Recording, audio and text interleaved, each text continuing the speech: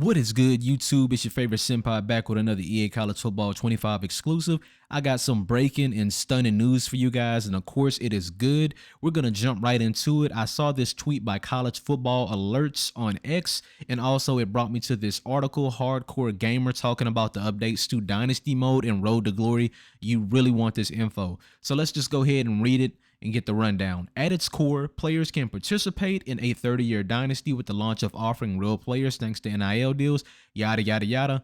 Players will scout and recruit and allocate points in different ways, featuring modern communication to help recruit players. So if you played EA College Football 14 back in the day, of course, when you recruit players, you would have a certain amount of points you can allocate and put on them. I want to say the most you can put on one player was like 500, and then you can instantly offer them a scholarship. And sometimes if that player was interested in you, they would commit right away. But more times than not, you have to constantly build up points throughout the year and build their interest to beat out other schools. Now they're introducing deal breakers, which I thought there was deal breakers in 14, but I could be wrong. So what a deal breaker is, it's a promise that you can make to a player to make them more likely to come to your school or commit. For example, let's say if you were a high profile running back, but you were also a safety. Let's say Alabama wanted you to come play running back, but Georgia wanted you to play running back and safety, thus creating a bigger opportunity for you to eventually become a Heisman winner. That is a big deal breaker, or a big promise a school can make to generate higher interest. Of course, you're probably going to take the Georgia offer at a chance to win a Heisman and play on offense and defense and make a bigger impact. So deal breakers will be on a much bigger scale, as some players simply won't be won over. Some of those players, they might have an interest in another school that no matter what you do, you can possibly waste your time and miss out on another recruit because they don't plan on coming to your school. And they might just lead you on, which a lot of recruits do nowadays. You can go as simple as sending a DM to a prospect or go all in. So you can do something simple, send a direct message, hey, we're interested in you, blah, blah, blah, or go all in.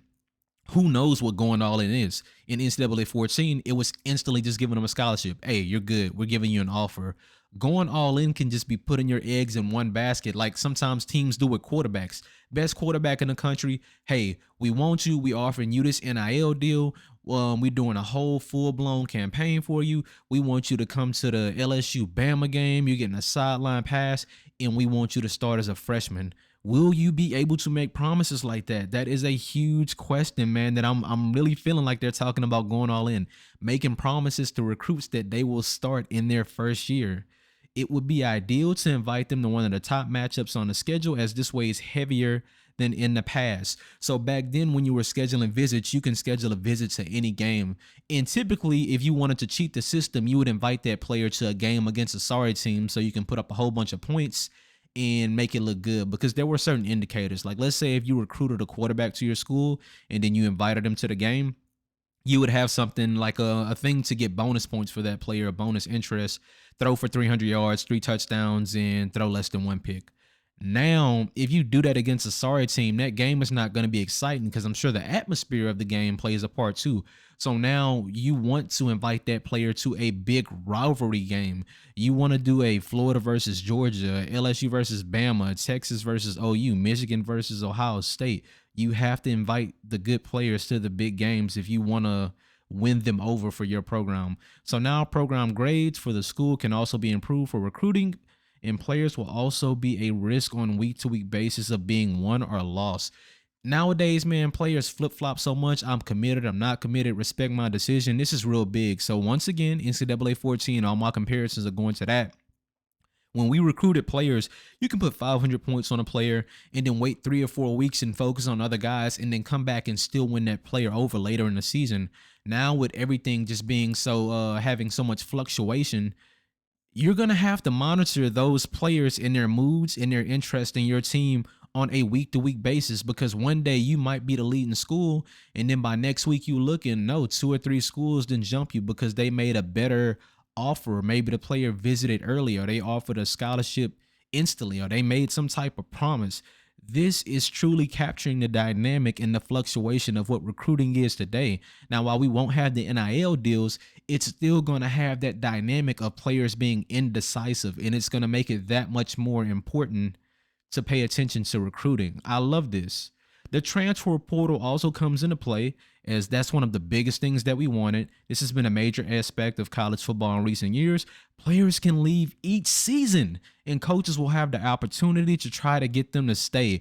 Dude, you are truly managing a program like a GM now. That is the truth and the nature of the beast of college football now. Players will be there for 1 year and they will leave the next year. Perfect example. Dylan Gabriel went to Oklahoma, had a good season. Bo Nix leaves Oregon, goes to the draft. Guess what? Dylan Gabriel just left Oklahoma after having a great year, and now he's going to play at Oregon. That is the nature of the beast, man. You got guys hopping around looking for better deals, looking for a better opportunity, promises of going pro, chance to win different awards, individual accomplishments. So just think about, if you're at a smaller school, let's say you just start off at a smaller school and you got a heck of a good player. If he turns out to be a beast, man, you're going to be doing everything you can just to keep him from going to a bigger school. And that's just the truth. We want a realistic game. Players can leave each season and coaches will have the opportunity to try to get them to stay. This also goes for jumping to the NFL early, which happens a lot. It's worth noting that due to the nature of NIL deals in the current state, draft classes will not be exported to Madden. We don't give a damn. I don't even care about Madden.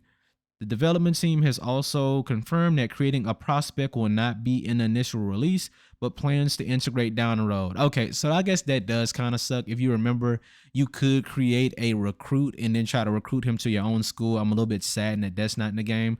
Let's keep going. Upon starting Dynasty mode, players will be tasked with creating a coach and providing a scheme for the offense and defense. I love that. Having your own individual coach and your own philosophy, then they'll choose the type of style, whether they'll be a motivator, recruiter, or a tactician. I feel like I'm a little bit of all three of those, but I really would like to be a tactician, even on personable motivators. I guess you could say that's Coach Orgeron. Let's see how that works. Players will have the option to hire and fire both offense and defensive coordinators. Coaches will have 11 different skill trees to help develop their legacy. 11? Dude, you only had 3 skill trees in the previous game. As a matter of fact, no. So the head coach had 3 skill trees. It was like scouting, game planning, and maybe recruiting or something like that. I don't know. It was something like that. And then the offensive coach, the offensive coordinator, and D coordinator each had 1 skill tree. And they would just kind of split like pass rushing and secondary, and then, passing and running the ball. But now 11 different skill trees. That's ridiculous. The art team also curated 16,000 different head models that were created from photographs with ongoing generic players. Finally, we won't have like 10 different tops, 10 different heads for you to pick your coach. You got like 3 white options and 3 black options and maybe an Asian option and Hispanic option. Finally, I can make a coach that looks like me. Hit the books and hit the field. Now we're jumping the road to glory. So Road to Glory College Football 25, we're going above and beyond to mirror how a player handles themselves both on and off the field. The development team is aiming for a 10 to 20 hour experience for each created character that will span a 4-year career. Dude, talk about excellent playtime. The mode is rooted in decision making, which can affect both career growth or academic growth. A certain GPA is expected to be academically eligible to play, and players will need to manage energy and time properly. Dude, your books will matter. Don't matter how good you is. If you're not balancing yourself, your player will be suspended. That's crazy. The option to transfer every year via the portal is on the table. We can transfer. Shout out to the dude, man. If y'all look at my last community post, I told you guys y'all need to pick what school y'all want me to start my road to glory with. I think I put LSU, Texas, Miami, Colorado, and then you can choose other. But somebody brought up a good point that said they would like me to see me start at a small school and then transfer to a bigger school after the first year. I'm leaning towards that. The created character has the option to go with elite skill set, blue chip, contributor, or underdog. I'm probably going to go with underdog to keep it a buck with you. Archetypes and mental abilities will provide unique upgradable bonuses. School choice is provided by answering questions during the creation process. Okay, so one of the biggest things, a lot of people are mad about this because they wanted the high school games, but I feel like college football has changed so much that we don't need high school in the game. I used to simulate those games after a while because you would still get the 5-star offers. What I am proposing is that we need the 7-on-7 circuit, and we need satellite camps and skill camps. I think it would save a lot of time, but make the game more interesting if you can build your star rating by going to camp. So of course you put the 40 in there. You put throwing stuff if you're a quarterback. You put the one-on-ones. How many times do we see these drills with linemen bull rushing each other and getting real physical? Or the DB is jamming the wide receiver all out of bounds, which is really holding calls.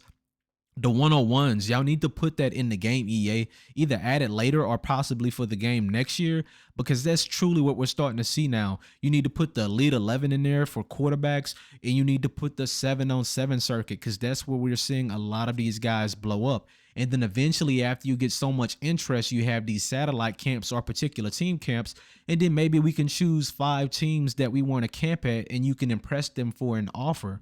Like, let's say, okay, I got all these offers, but no, I want to go camp at USC. I want to go camp at Texas. I want to go camp at LSU. I want to go camp at Oregon, Ohio State. Give us that option to do that, and then go there with other top recruits because we got invited, and then earn the chance to win a scholarship. And there's a chance that you don't get the scholarship offer, or you do get the scholarship offer, or maybe it's a preferred walk-on. Like, I feel like stuff like that is it will be big as far as progressing the game. We don't need high school back in it. Okay, the currency for the mode will be coach trust. Earning more of this will move up the depth chart. Of course, that's how the game used to be. You would have so much practice time, and after you learn the plays and stuff, eventually you can work your way up the depth chart. That's realistic. This can be received in a variety of ways, including positions, mini games. Mini games can only be played once. Players will need to make sure they have ample time and energy to compete in these. So if you playing too hard off the field and you're not focused on playing on the field, man, you don't have enough energy to complete the mini games, then you won't have a chance to get up there and start. Vice versa, you're doing too much stuff on the field and you move up the depth chart, your grades can keep you off. I like that. It's a little bit of a balance. Hopefully they have it in a way to where it's not too hectic. Like kind of like on MLB The Show, when you building a player and stuff and you got to do all these drills to make your pitches and stuff better, but you really just want to play. That's one of the things. Coach Trust will open more plays in the playbook. Once again, realistic. When you played on NCAA 14 Road to Glory, you're the quarterback. You only can call the plays that the coach calls. Eventually, it starts off as one play. Then eventually, they'll give you 3. Then eventually, you can make audibles and change plays and call your own plays. That's realistic. Positions available will be quarterback, running back, wide receiver, linebacker, and defensive back. Okay. That's a little bit tough, man, because some people probably want it to be a tight end. Some people probably want it to be a defensive lineman. I mean, I understand it. You know what? I can't get too mad. We starting off small. I'm still going to play this game. But eventually, y'all need to put in all the options. Like, I can understand not putting in kicker and punter and offensive lineman, but tight end, defensive end, defensive tackle should be an option.